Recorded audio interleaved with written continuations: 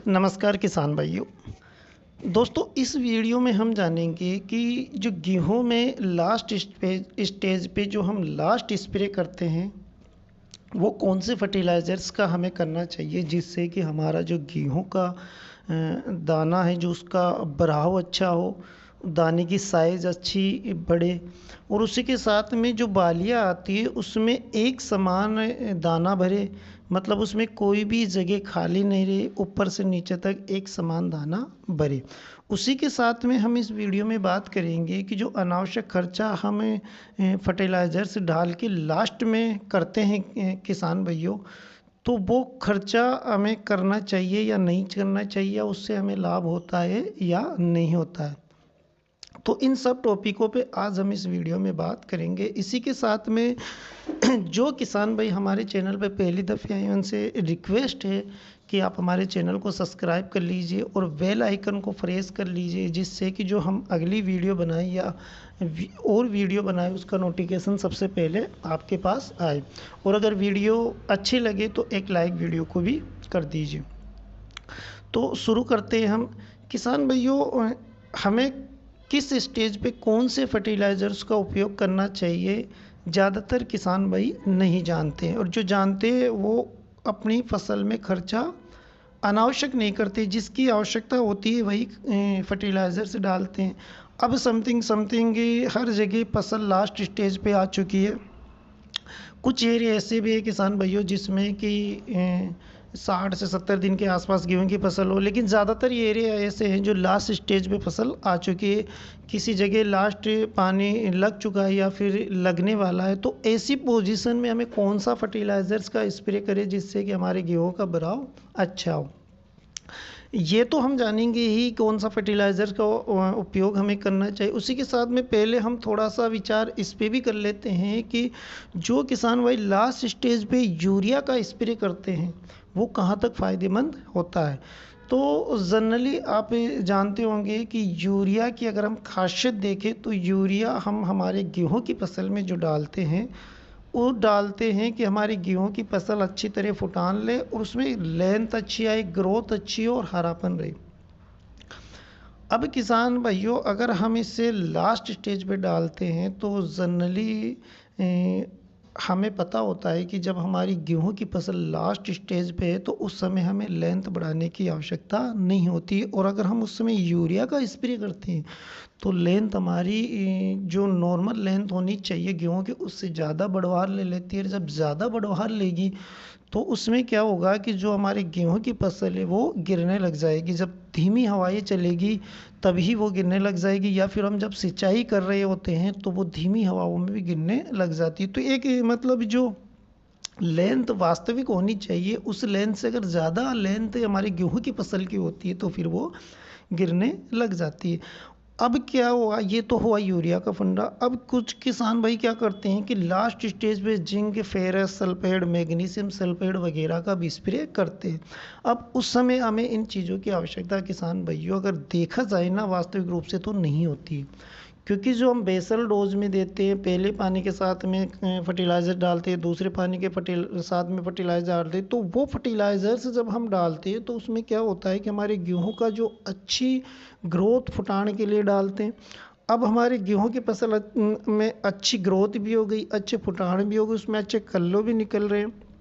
तो last stage पे हमें ये चीज़ें डालने की आवश्यकता नहीं है। अगर कोई इसकी रिक्वायरमेंट भी करता है आपसे तो आपको ये नहीं डालना है, मतलब जो अनावश्यक खर्चे आपको नहीं करना है। आपको सिर्फ क्या करना है कि जब आप लास्ट स्टेज में, जैसे कि आपकी फसल में बालियाँ अच्छी तरह निकल गई हो, उसमें दाना भराव शुरू हो गया, तो आपको क्या करना है कि जो 0050 आता है पोटासियम एनपीके,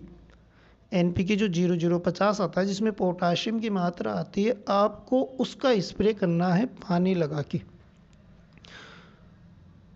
अगर मात्रा की बात करें तो आपको 1 kg 1 एकड़ में स्प्रे करना है। आप 120 लीटर के आसपास पानी लेकर आप उसका स्प्रे कर दीजिए।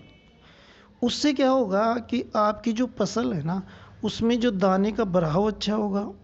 और जो बालिया में जो दाने की संख्या होती है उन सभी दानों में अच्छा दाना रहेगा, चमकदार रहेगा और साइज उसकी बड़ी रहेगी। क्या होता है ना कि जब हम पोटासियम का स्प्रे लास्ट के टाइम में नहीं करते हैं तो जो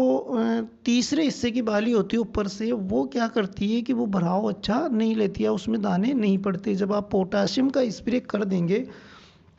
तो उसका भराव अच्छा हो जाएगा और पूरी बाली दाने से भर जाएगी। पोटासियम का एक फ़ायदा आपको ये भी मिलेगा किसान भाइयों कि इस समय क्या हो रहा है ना कि टेम्परेचर ऊपर नीचे हो रहा है। अगर गेहूं की फसल की हम बात करें तो हमें गेहूं की फसल के लिए जो फरवरी का महीना होता है उसमें लास्ट तक हमें टेम्परेचर नीचा चाहिए, यानी कि 15 डिग्री के आसपास या 20 डिग्री के आसपास हमें टेम्परेचर चाहिए। लेकिन प्रेजेंट टाइम की अगर हम बात करें तो कुछ कुछ इलाके तो ऐसे ही जहाँ पर 35 के आसपास टेम्परेचर पहुँच गया है,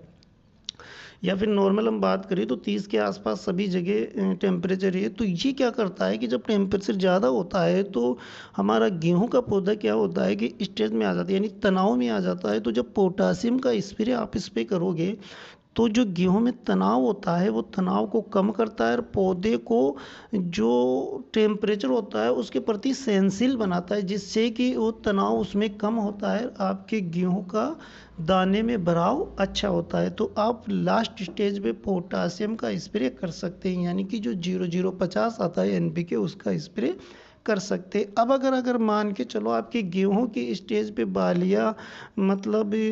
पत्तों के बीच में है, या मतलब अभी पूरी तरह निकली नहीं है और उसकी लेंथ भी थोड़ी कम है, तो आप उस समय क्या कर सकते हो कि उस समय आप यूरिया मिलाकर जो एनपीके 5234 आता है उसका स्प्रे कर सकते हो।